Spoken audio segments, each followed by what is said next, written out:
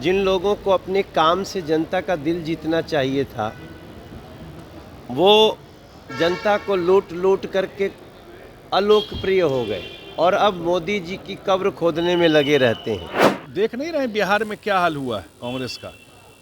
इस तरह की भाषा अगर कहा है मुझे नहीं तो निश्चित रूप से बिल्कुल जो सपाट बिहार में हो गया। बिहार में क्या हाल हुआ है कांग्रेस का। नितिन नवीन को भाजपा में बड़ी जिम्मेदारी मिलते ही उनको बधाई देने वालों का तांता लग गया है।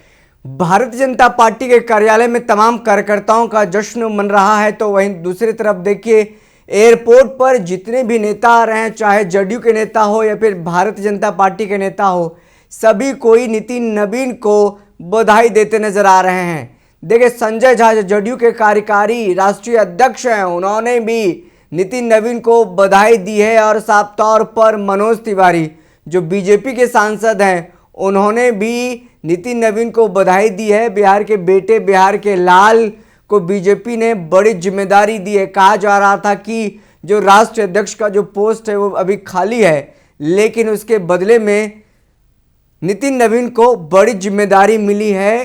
कार्यकारी अध्यक्ष बनाया गया है, फुल टाइम अध्यक्ष तो नहीं, लेकिन कार्यकारी अध्यक्ष बनाया गया है।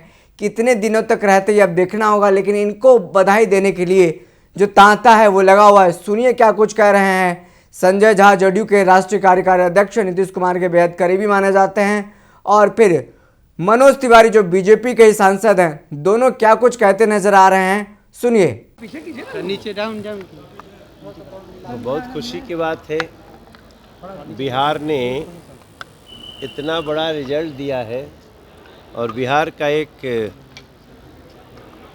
बालक, बिहार का एक युवा, बिहार का एक नेता बीजेपी का कार्यकारी राष्ट्रीय अध्यक्ष हुआ। कितनी खुशी की बात है। हम जा रहे हैं उनको बधाई देने। और बीजेपी का जो कार्य संस्कृति है उस पर अब देश बहुत विश्वास कर रहा है, इसलिए ये पद कितना इम्पोर्टेंट है। वरना पहले कौन पूछता था कौन क्या हुआ। आप लोगों को इतना उत्कंठा है नितिन नवीन जी को कार्यकारी अध्यक्ष बनने के लिए बधाई। आगे देखिए यात्रा चलती है हमारी। दिल्ली के रामलीला मैदान में आज एसआईआर के खिलाफ बड़ा आंदोलन था, वहां से नारा निकला है मोदी तेरी कब्र खुदे। अब देखो, जिन लोगों को अपने काम से जनता का दिल जीतना चाहिए था, वो जनता को लूट लूट करके अलोकप्रिय हो गए और अब मोदी जी की कब्र खोदने में लगे रहते हैं। तो मोदी जी की कब्र राहुल गांधी और ममता बनर्जी के चाहने से नहीं खुदेगी। जिसके साथ पूरा देश खड़ा है, पूरा बिहार खड़ा है, पूरा गरीब से लेके और मध्यम वर्गीय से लेके और जो व्यवसायी लोग हैं, सबको जो सुविधा मिल रही है वो सब खड़े हैं। तो आप कोशिश करो, आज का जो विपक्ष है उसके चाहने से मोदी की कब्र नहीं खुदेगी। ईश्वर साथ में है, जनता साथ में है, और इन लोगों की जो भाषा है उसका जवाब भी जनता दे रही है, आगे भी देगी। सम्राट चौधरी ने कहा है कि लालू प्रसाद यादव की अवैध संपत्ति जब्त की जाएगी और विद्यालय खोले जाएंगे।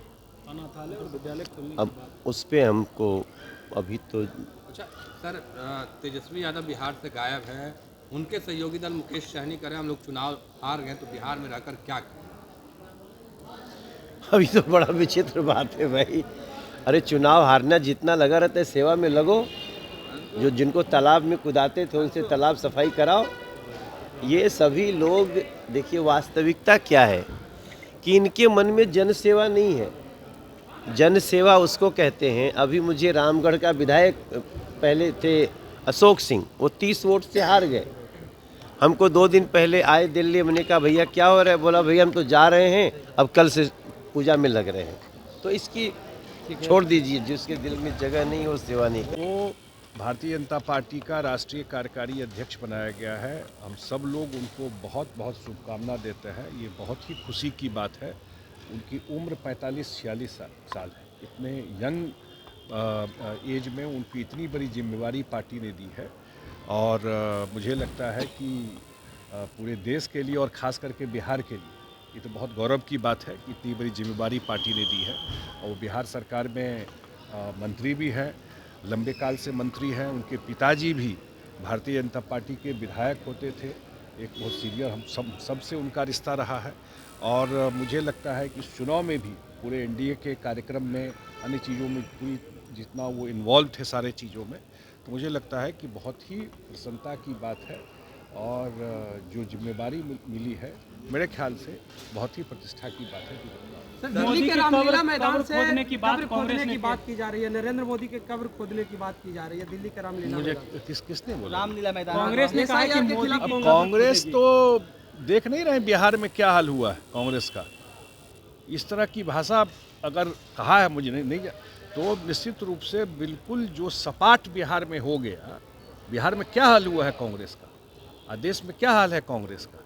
अगर नरेंद्र मोदी जी के बारे में जिस तरह की भाषा बोलते रहे, जनता बार बार हिसाब करती रही, आगे भी उस पार्टी में बचा क्या है। तो आप सुन रहे थे एक तरफ जहां संजय झा बधाई दे रहे हैं नितिन नवीन को, बिहार का एक बीजेपी का आम कार्यकर्ता, बिहार सरकार के मंत्री हैं और उनको इतनी बड़ी जिम्मेदारी दी गई है, बीजेपी के राष्ट्रीय कार्यकारी अध्यक्ष बनाए गए हैं। और मनोज तिवारी ने भी उनको बधाई दी है, कहा है कि बिहार का लाल, बिहार का बेटा देखे इतने ऊंचे पदों पर गया है, बीजेपी के राष्ट्रीय कार्यकारी अध्यक्ष बन गए हैं, बहुत अच्छा लग रहा है।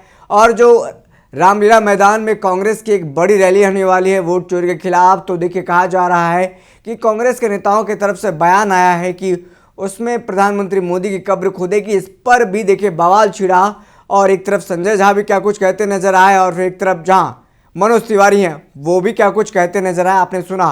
तो बड़ी खबर है, नितिन नवीन बिहार सरकार के मंत्री हैं, भाजपा के नेता हैं, बांकीपुर से 4 से 5 बार के विधायक हैं, लगातार जीतते आ रहे हैं और छत्तीसगढ़ का उनको प्रभारी बनाया गया था। छत्तीसगढ़ में उनके देखरेख में संरक्षण में जीत दर्ज हुई और अब बड़ी जिम्मेदारी मिली है।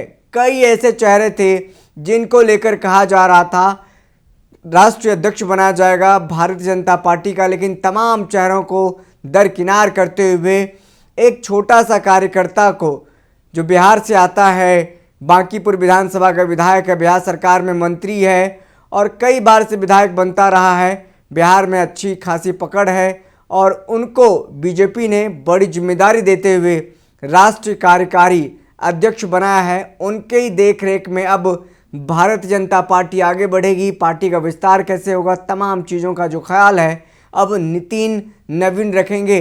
अब दिल्ली में रहेंगे, पटना में रहेंगे तो देखना होगा, लेकिन बीजेपी ने जो बड़ी जिम्मेदारी दी है और जो बिहार में उन पर जिम्मेदारी है, पथ निर्माण विभाग उनके पास है और एक और विभाग उनके पास है, विधायक हैं उस क्षेत्र के, तो देखना होगा किस तरीके से अपने इस जिम्मेदारी को बैलेंस करते हैं और कैसे अपना जिम्मेदारी बखूबी निर्वहन करते हैं। फिलहाल इस खबर में इतना ही, हमें दीजिए इजाज़त, फिर मिलते किसी बड़ी खबर के साथ, तब तक के लिए बहुत बहुत शुक्रिया।